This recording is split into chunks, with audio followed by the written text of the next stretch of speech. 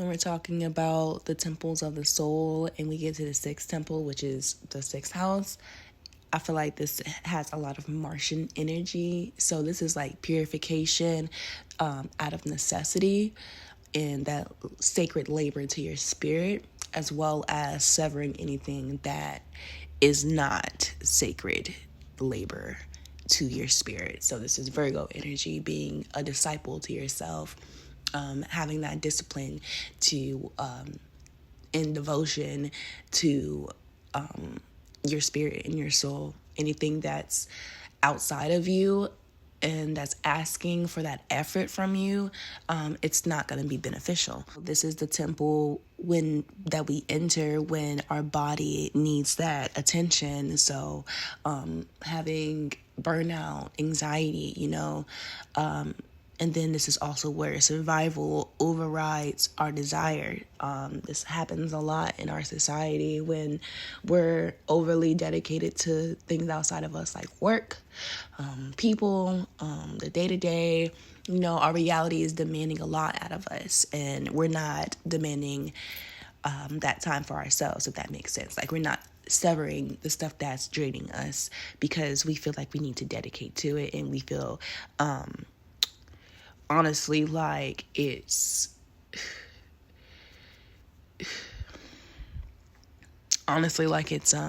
important, like it's a necessity to do.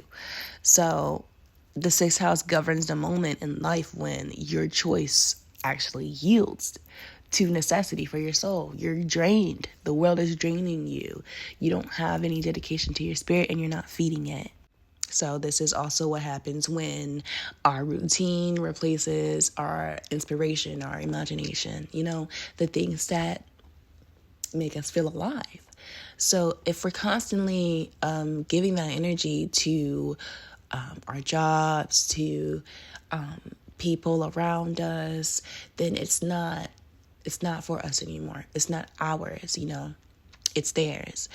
And this is where the severing needs to take place. And this is where that Martian energy comes in. So this is also like when the soul, this is like this area of life is when the soul submits to reality in order to remain intact in it. Like, it feels like it needs to stay alive, basically.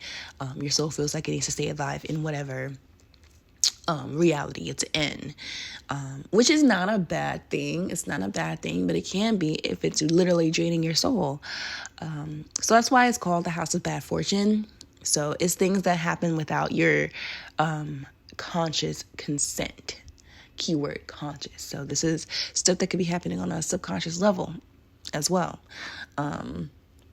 And it's like an adverse to the sixth house. I'm sorry. The sixth house is in adverse to the aversion, to the first house. So it's like things that happen outside of your will. Like, in the fifth house, you can clearly see the first house, but you can't technically see it. The first house and the sixth house. So this is like labor that's required without your authority, like without your self-authorship, So service is actually compelled. It's not chosen. So this is not consciously consented of, This is like guilt tripping as well. I feel like a lot of Virgos struggle with this too. Being guilt tripped or guilt tripping other people. So there's another thing, duality, but yeah. So this is where the ego is learning how to be humble.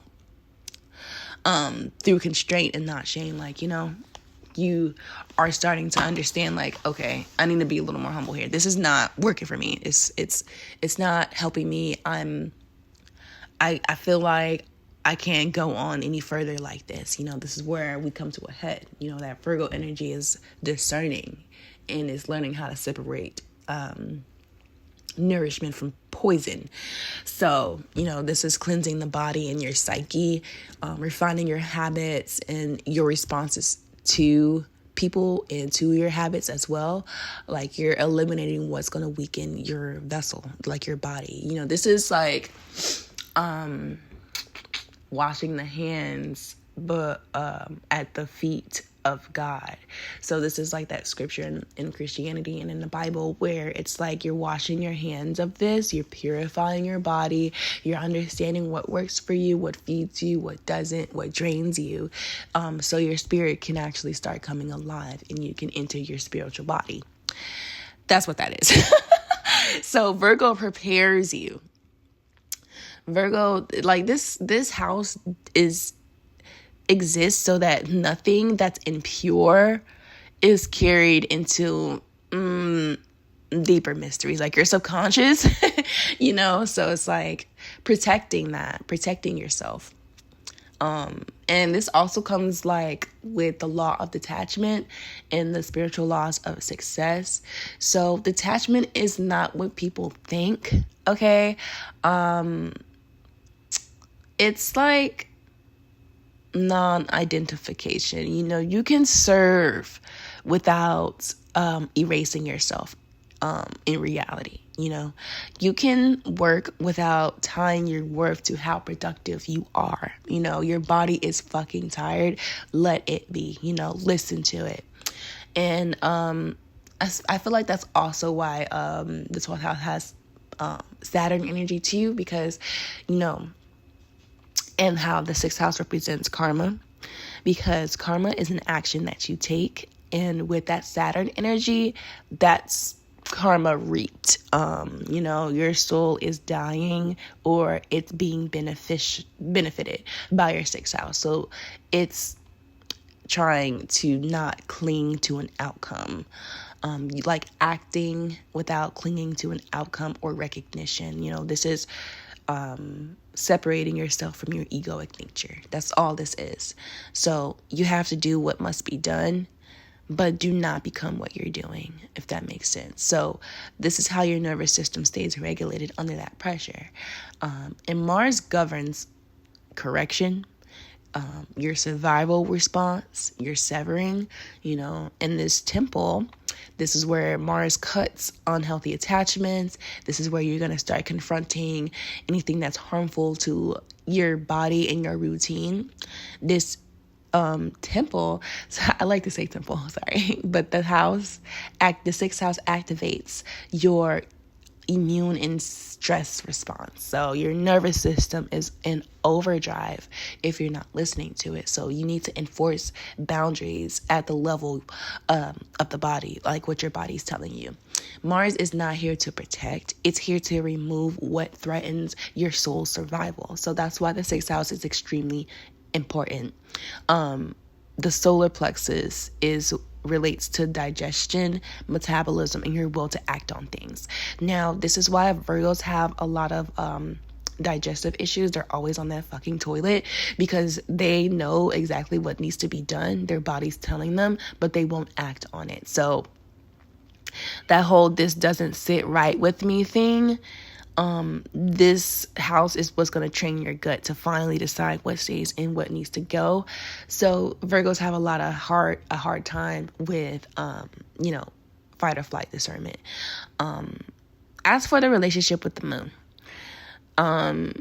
the 6th house follows the moon through daily rhythms, bodily feedback, fluctuating energy, and your stress levels. So lunar awareness becomes somatic intelligence. I feel like if you start listening to your body before, overwhelm sets in, this is the house for you. This is where you're going to learn how to do that. Now, with Saturn being in the 12th house, like Saturn finding joy in the 12th house, you know how they say that the 3rd house moon finds joy in it. I feel like Mars is a deciding factor in the 6th house, and I also feel like Saturn is as well in the 12th house, because this is like an opposition to me, like figuring out how to work with that thick ass line, because I say that because when I go on AstroSeek and I see oppositions, they really be thick ass red ass lines. So, but anyways, so the 6th house conditions the soul to endure without collapse. So that's why I said Saturn is in opposition to Mars. This is just an energy. This is not an actual thing unless it's in your birth chart. But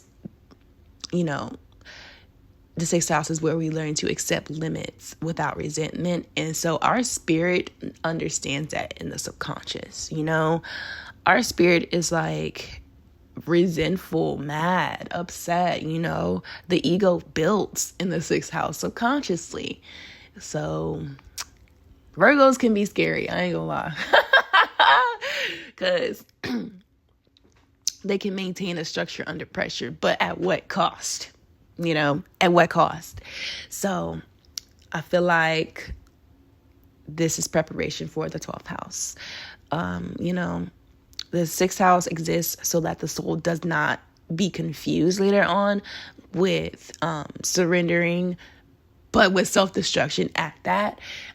So it is here that the hands need to be washed before touching the feet of God. And that's just touching your spirit. So without this house, the 12th house is loss. With it, the 12th house actually is liberation. So yeah, this is just my take on it. I feel like the sixth house has a lot to do with detaching from earthly desires and egoic pleasures in order for your spirit to be liberated. Because Saturn always rewards, it never denies. And I honestly feel like when this axis is worked on heavily, this is liberation. Like, this is pure liberation. And you can continue working on your soul journey with it, if that makes sense.